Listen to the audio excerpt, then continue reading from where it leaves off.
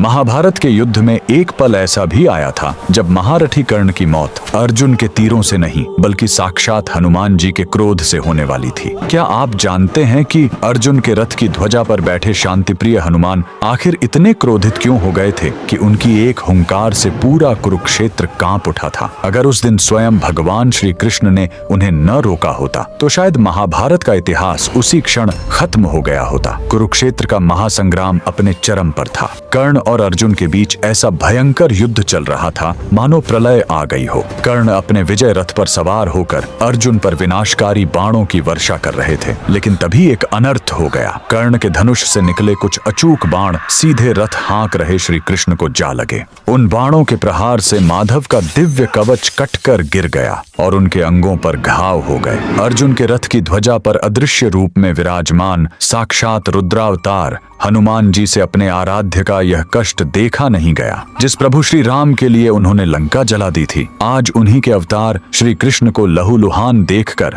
हनुमान जी का महाक्रोध ज्वालामुखी की तरह फट पड़ा। वे भयंकर गर्जना करते हुए अपना विराट रूप धारण करके कर्ण को मारने के लिए ध्वजा से उठ खड़े हुए। उनकी उस एक गगन भेदी गर्जना से कौरव तो क्या, स्वयं पांडव भी थर थर कांपने लगे। ऐसा लगा मानो आज पूरा ब्रह्मांड ही फट जाएगा। हनुमान जी का वो प्रलयंकारी रूप देखकर महारथी कर्ण के प्राण सूख गए। उनके हाथ से धनुष छूट गया और उनका सारथी भय से जम गया। हनुमान जी के दांत कटकटा रहे थे और उनकी आंखों से ज्वाला बरस रही थी। स्थिति को हाथ से निकलता देख भगवान श्री कृष्ण ने तुरंत हनुमान जी को रोका। माधव ने शांत स्वर में कहा, हे मारुति, शांत हो जाओ।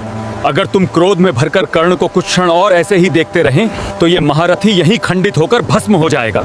हे पवन पुत्र, ये तुम्हारा त्रेता युग नहीं बल्कि द्वापर युग है। यहाँ कोई भी तुम्हारे क्रोध तो क्या, तुम्हारे तेज का एक अंश भी सहन नहीं कर सकता। अपने आराध्य श्री कृष्ण के ये वचन सुनकर हनुमान जी का क्रोध शांत हुआ और उस दिन कर्ण को एक नया जीवन दान मिला। यह घटना इस बात का सबसे बड़ा प्रमाण है कि हनुमान जी की शक्ति के आगे ब्रह्मांड का कोई भी योद्धा टिक नहीं सकता। अगर आप भी बजरंगबली के इस सर्वशक्तिशाली स्वरूप को नमन करते हैं तो कमेंट्स में पूरे गर्व के साथ जय श्री राम जरूर लिखें।